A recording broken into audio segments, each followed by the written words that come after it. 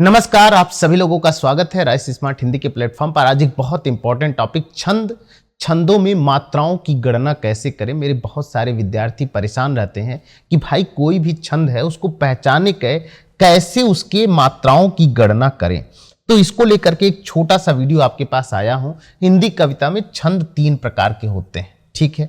और ये 3 प्रकार कौन से होते हैं? मात्रिक होते हैं, वार्णिक होते हैं, मुक्तक होते हैं। तो जहां कविता में मात्राओं की गणना की जाती है उसे मात्रिक छंद कहते हैं। जहां कविता में वर्णों की गणना की जाती है उसे वार्णिक छंद कहते हैं। जहां मात्राओं और वर्णों की गणना नहीं की जाती है उसे मुक्तक छंद कहते हैं।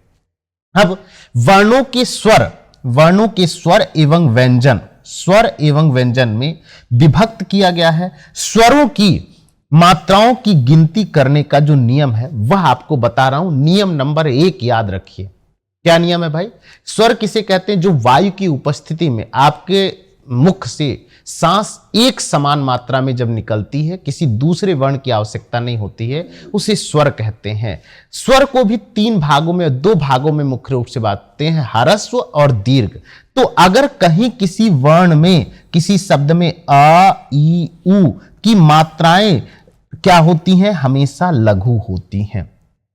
अगर किसी शब्द में जैसे लिखा है क म ल, है ना, तो यहां पे क म ल, अब अगर मैं लिख दूं क म ला, तो यहां पे क्या बन जाएगा? क म ला, दीर्घ की मात्रा, ठीक है। तो आपको यह समझना चाहिए, है ना, कि अगर किसी भी वर्ण में अ, ई, उ की मात्रा आती है तो उसे हम क्या कहेंगे? लघु कहेंगे, ह्रस्व कहेंगे। दूसरा नियम है, नियम नंबर 2, यदि कहीं पर आ, ई, उ, ए, ऐ, ओ, औ आता है, नियम नंबर 2 याद कर लो, जीवन में कभी मत भूलना। यदि किसी शब्द में आ, ई, उ, ए, ऐ, ओ, औ की मात्रा आती है तो उसे क्या कहते हैं भाई? दीर्घ कहते हैं। और दीर्घ के लिए जो चिन्ह आता है वो कौन सा आता है मेरे बच्चे? यह वाला चिन्ह आता है।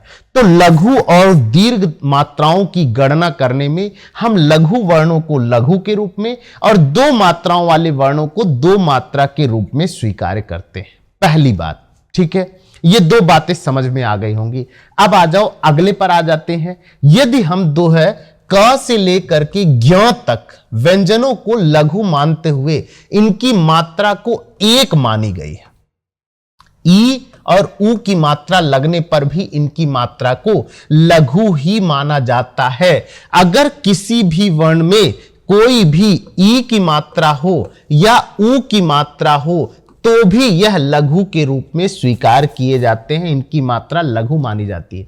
परंतु व्यंजनों पर आ, ई, उ, ए, ऐ, ओ, औ की मात्राएं अगर आती हैं तो उनकी मात्रा क्या हो जाएगी? दीर्घ की मात्रा हो जाएगी, है ना। किसी भी वर्ण पर लघु की मात्रा लघु, दीर्घ की मात्रा दीर्घ के रूप में आएगी। नियम नंबर 4 है अनुस्वार, है ना, तथा स्वरहीन व्यंजन का अर्थात आधे व्यंजन की आधी मात्रा मानी जाती है। आधे व्यंजन की आधी मात्रा मानी जाती है। सामान्यतः आधी मात्रा की गणना नहीं की जाती है। अगर कहीं शब्द कोई आधा वर्ण का आ रहा है, आधा म, आधा ल, आधा च, तो इसकी गणना मात्रा के रूप में नहीं की जाती है। पहली बात, है ना। परंतु यदि अनुस्वार, है ना, ई, उ अथवा किसी व्यंजन के ऊपर प्रयोग किया जाता है तो मात्राओं की गिनती करते समय दीर्घ मानी जाती है। क्या मानी जाती है? दीर्घ मानी जाती है। किंतु स्वरों की मात्रा का प्रयोग होने पर अनुस्वार, अगर स्वर की मात्रा का प्रयोग हुआ है कि मात्रा कोई गिनती नहीं मानी जाती है। यह नियम नंबर 4 हो गया। अब अगला नियम देखो, नियम नंबर 5 क्या है? कि स्वरहीन व्यंजन, स्वर से रहित व्यंजन के पूर्व लघु स्वर या लघु मात्रिक व्यंजन का प्रयोग होने पर स्वरहीन व्यंजन से पूर्ववर्ती अक्षर की 2 मात्राएं गिनी जाती हैं। पहला है, उदाहरण के लिए लिखा है हंस, अंश, हंस, वंश, कंस में अ के ऊपर बिंदी, ह के ऊपर बिंदी, व के ऊपर बिंदी, क, सभी को 2 मात्राएं गिनी जाएंगी। इसका मतलब अंश की जो मात्रा होगी वह इस रूप में आएगी, अंश। पक्की बात है, समझ आ रहा है? वंश, वंश की मात्रा क्या गिनी जाएगी? वंश।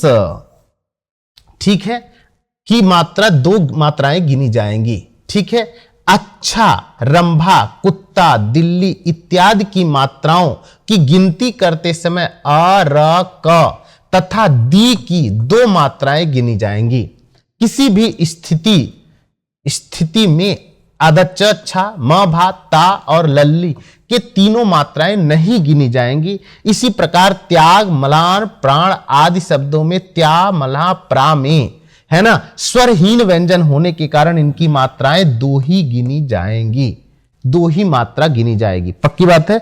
नियम नंबर 6 देखिए, अनुनासिक की मात्रा की कोई गिनती नहीं की जाती है।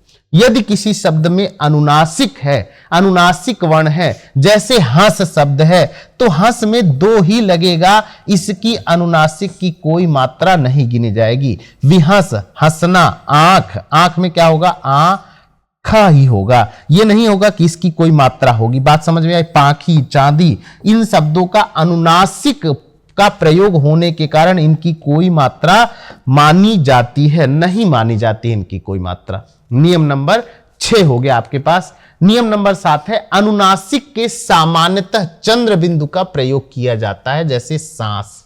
अनुनासिक के लिए सामान्यतः चंद्र बिंदु का प्रयोग किया जाता है, किंतु ऊपर की मात्रा वाले शब्दों में केवल बिंदु का प्रयोग किया जाता है, जिसमें भ्रमवश कई पाठक अनुस्वार समझ लेते हैं, जैसे पिंजरा, नींद, तोंद शब्दों में अनुस्वर नहीं बल्कि अनुनासिक का प्रयोग हुआ है, अनुस्वर नहीं है, अनुनासिक का प्रयोग हुआ है। तो अब तक जितना आपने सीखा है, इन नियमों को हमेशा याद रखना है। अब अगर इसको ट्रिक के रूप में समझें तो कैसे समझेंगे भाई?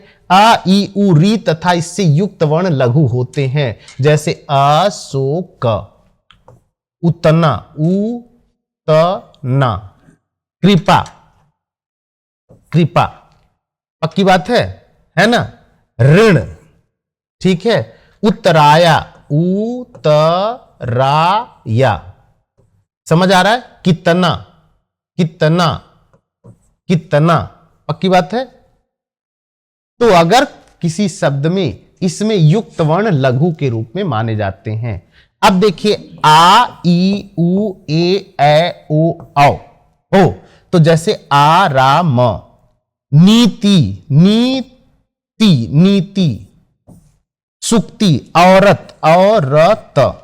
तो इस बात को समझना होगा, आगे वाले शब्द आप प्रैक्टिस करेंगे। विसर्ग के पूर्व वर्ण गुरु माना जाता है, विसर्ग के पहले, विसर्ग के पहले, तो ये ऐसे हो गया। पुनः, तो पु एक मात्रा है, ये हो गया पुनः। अनुस्वार युक्त वर्ण गुरु होते हैं, कंपन गुरु होते हैं, कंपन। अंग, अनुस्वार युक्त, रंग, अंगद, अंगद। छंद पे आप लगा करके देख लीजिए। नेक्स्ट है, चंद्र बिंदु मात्रा पर कोई प्रभाव नहीं पड़ता है। चांद, आंख, हास, ना, दांत, पक्की बात है। संयुक्ताक्षर से पूर्व वर्ण गुण होते हैं, पूर्व। पुत्र, पुत्र पहले गुरु होते हैं, त्र। राज प्लस स्थान, राजस्थान, यज्ञ संयुक्ताक्षर है, यज्ञ। इस तरह से इसको लगाए जाते हैं। तो यह आपने नियम सीख लिया। किसी भी शब्द में आप मात्रा लगा सकते हैं। इन 6-7 नियमों को ध्यानपूर्वक पढ़ के समझ लीजिए। आपकी परीक्षा के दृष्टिकोण से बहुत है। बहुत बहुत धन्यवाद।